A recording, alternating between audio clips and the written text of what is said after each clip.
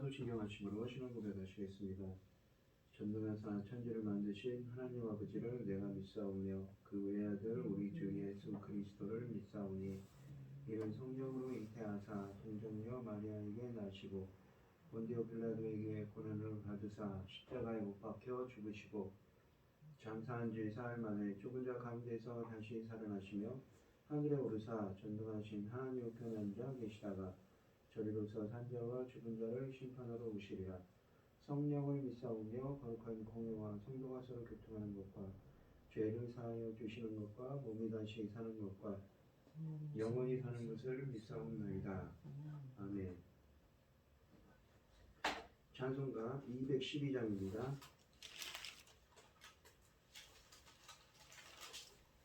246장입니다.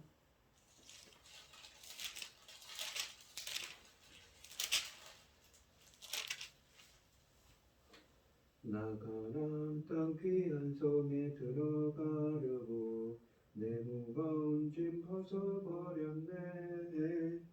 죄 중에 다시 방황할 일 전혀 없으니 저 생명 시냇가에 살겠네. 길이 살겠네. 나 길이 살겠네. 저 생명 시냇가에 살겠네. 길이 살겠네. 나 길이 살겠네. 저 생명 시냇가에 살겠네. 그 불과 구름 기둥으로 인도하시니 나가는 길이 형통하겠네. 그 요단강을 내가 지금 건넌 후에는 저 생명 시냇가에 살겠네. 길이 살겠네. 나 길이 살겠네. 저 생명 시냇가에 살겠네. 길이 살겠네. 나 길이 살겠네. 저 생명 시냇가에 살겠네. 내 주린 영혼만 나로서 먹여주시니 그 양식 내게 생명 되겠네. 이후로 생명 양식 주와 함께 먹으며 저 생명 시냇가에 살겠네. 길이 살겠네. 나 길이 살겠네. 저 생명 시냇가에 살겠네. 길이 살겠네. 나 길이 살겠네. 저 생명 시냇가에 살겠네. 아멘. 오늘 함께 하실 하나님의 말씀은 여호수아서 21장 1절로 3절 그리고 41절로 45절 말씀입니다. 먼저 1절부터 3절 말씀 함께 합독하겠습니다.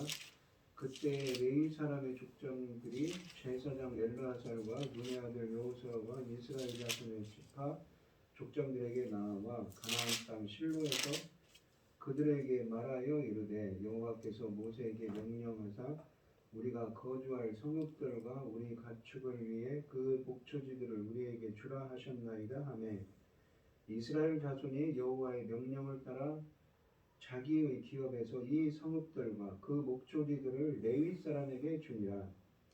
레위 41절부터 45절 말씀입니다. 레위 사람들이 이스라엘 자손의 기업 중에서 받은 성읍은 모두 48성읍이요 또 그 목초지들이라. 이 각 성읍의 주위에 목초지가 있었고 모든 성읍이 다 그러하였더라. 여호와께서 이스라엘 조상들에게 맹세하사 이 주리라 하신 온 땅을 이와 같이 이스라엘에게 다 주셨으므로 그들이 그것을 차지하여 거기에 거주하였으니 여호와께서 그들의 주위에 안식을 주셨으되 그 조상들에게 맹세하신 대로 하셨으므로 그들의 모든 원수들 중에 그들과 맞선 자가 하나도 없었으니 이는 여호와께서 그들의 모든 원수들을 그들의 손에 넘겨주셨음이니라. 여호와께서 이스라엘 족속에게 말씀하신 선한 말씀이 하나도 남음이 없이 다 응하였더라. 아멘. 오늘 본문 말씀의 제목은 성취된 약속입니다.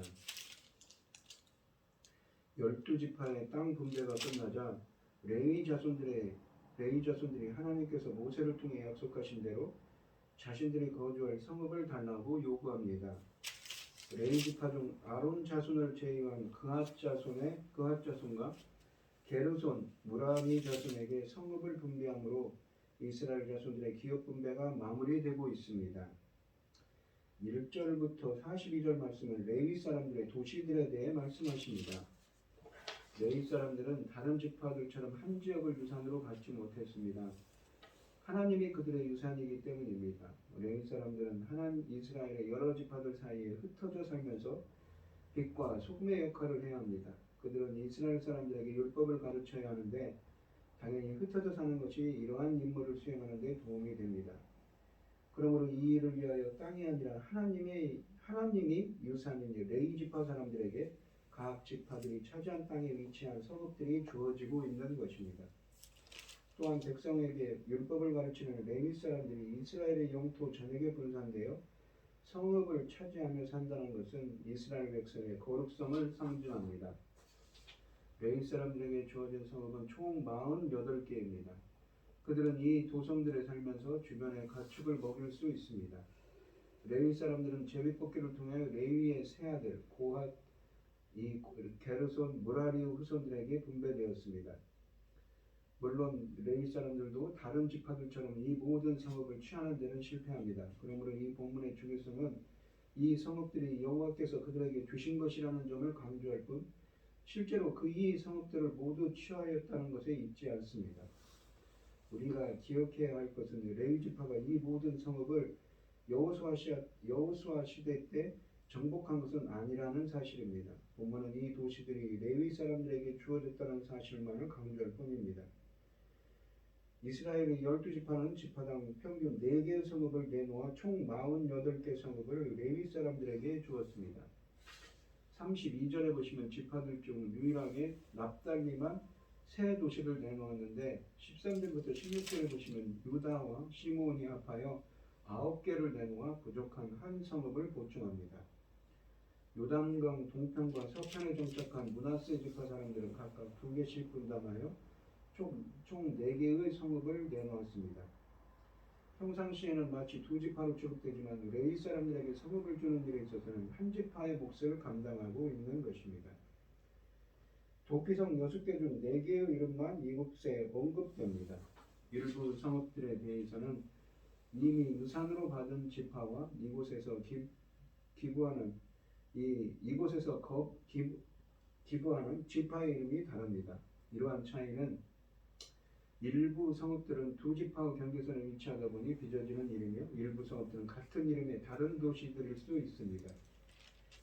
48개의 성읍들을 주실 것을 주님께서는 레위 사람들에게 이스라엘 각 지파들의 땅에 48개의 성읍들을 주실 것을 약속하신 것은 하나님이신데 이미 민수기 35장 18절에서 그렇게 말씀하셨습니다. 1절부터 2절에서 레위 지파 사람들은 이 약속을 근거로 여호수아와 엘르아살 그리고 각 지파 지도자들을 찾아와 땅을 요구했습니다. 여호수아가 실로에 머물러 있을 때 일입니다. 8절을 보시면 성읍들을 분배하는 일에 있어서 제비뽑기가 사용됐습니다.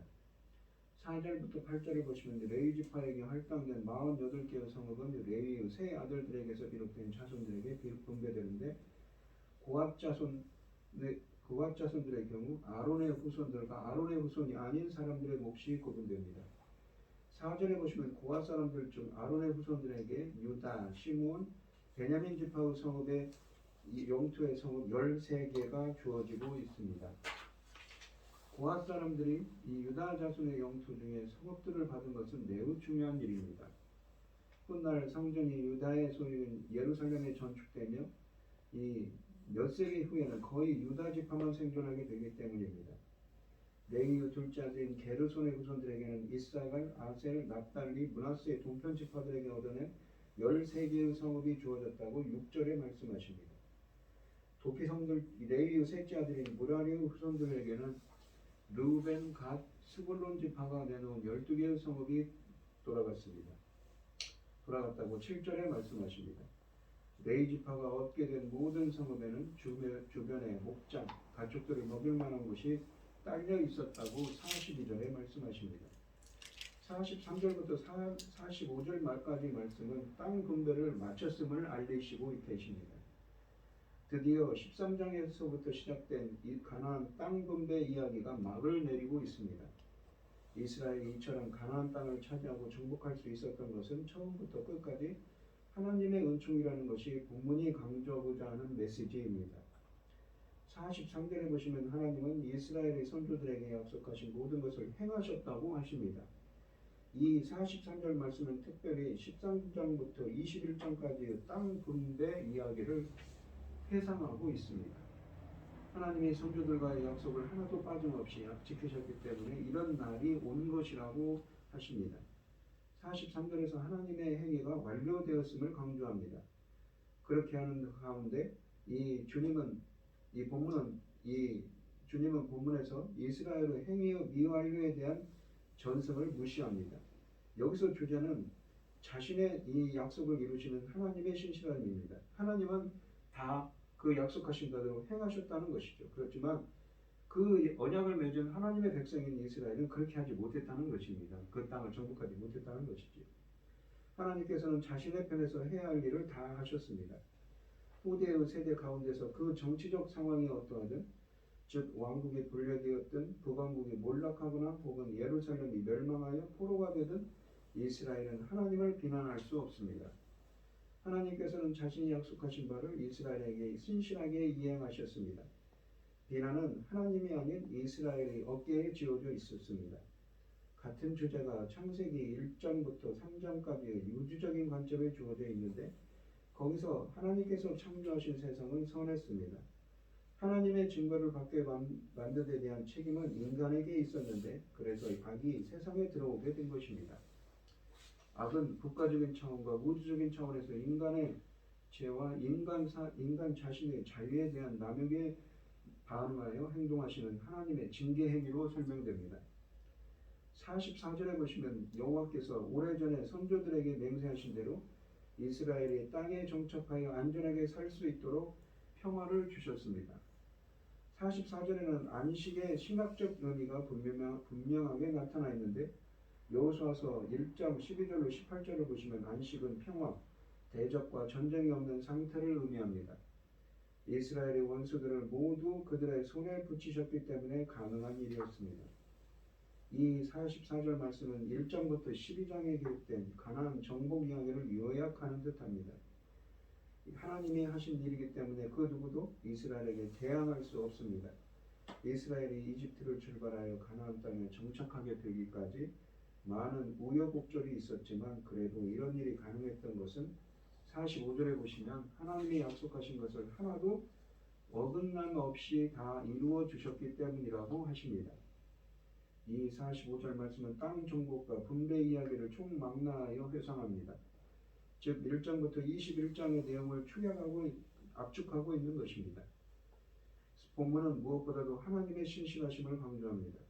출애굽한 이스라엘의 가나안 정복 이야기는 여호수아서 21장 45절에 여호와께서 이스라엘 족속에게 말씀하신 선한 일이 하나도 남김없이 다 응하였더라 라는 말씀에 의해 최종적으로 종지부를 찍고 있습니다.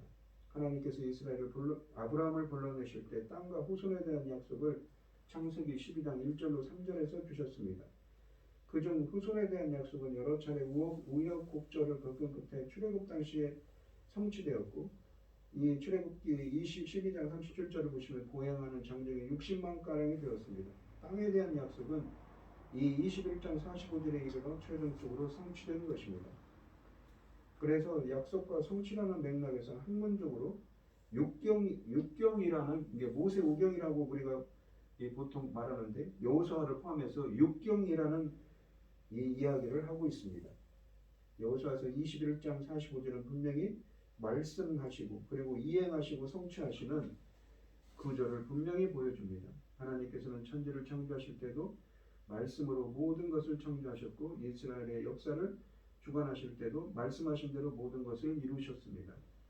모든 완벽한 이행과 성취는 이스라엘의 하나님에 의해 가능하다는 것을 분명히 보여주고 있습니다.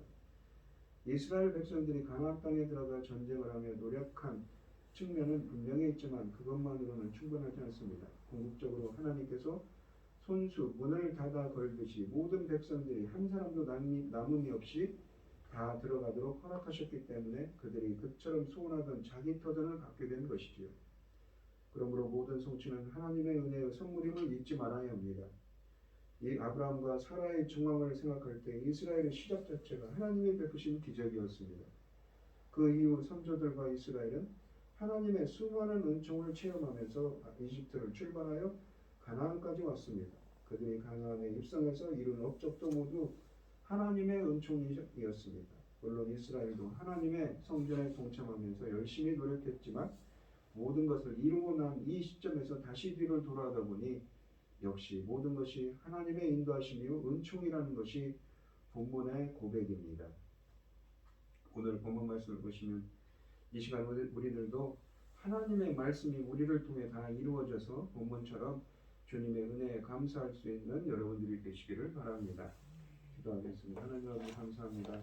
주님은 말씀하시고 이루시는 하나님이시죠. 그 신실하신 하나님의 말씀이 이루어졌음을 본문을 통해 말씀하고 계십니다. 저희들에게도 하나님의 말씀이 이루어지게 하여 주시옵시고 하나님의 뜻이 이루어지게 하여 주시옵소서. 그 말씀을 그 뜻을 성취하게 하여 주시옵시고 본문처럼 하나님의 은혜를 다시 한번 생각하며 감사할 수 있도록 그러한 은혜를 허락하여 주시옵소서. 이 모든 말씀 거룩하신 예수님 이름으로 기도합니다. 아멘. 하늘에 계신 우리 아버지여 이름이 거룩히 여김을 받으시오며 나라의 마옵시며 뜻이 하늘에서 이룬 것 같이 땅에서도 이루어지이다. 오늘날 우리에게 일용할 양식을 주옵시고 우리가 우리에게 죄 지은 자를 사하여 준 것 같이 우리 죄를 사하여 주옵시고 우리를 시험에 들게 하지 마옵시고 다만 악에서 구하옵소서. 대개 나라와 권세와 영광이 아버지께 영원히 있사옵나이다. 아멘.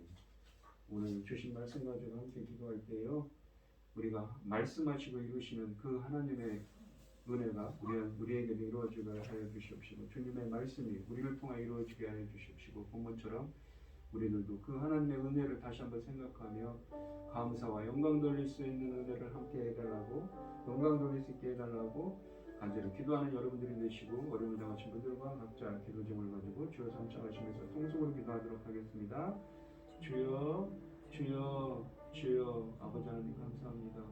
말씀하시고 이루시는 그 하나님의 놀라운 역사가 창세기로부터 여호수아까지 그 말씀하시고 후손들을 통하여서 그 땅을 통하여서 하신 모든 말씀이 이루어졌음을 다시 한번 깨닫게 됩니다. 저희들을 통하여 그 말씀하시고 이루시는 그 하나님의 은혜가 이루어지게 하여 주시옵시고 저희들도 주님의 은혜에 감사할 수 있는 오늘 하루가 될 수 있도록 주님 붙들어 주시고 함께하여 주시옵소서. 인도하여 주시옵소서.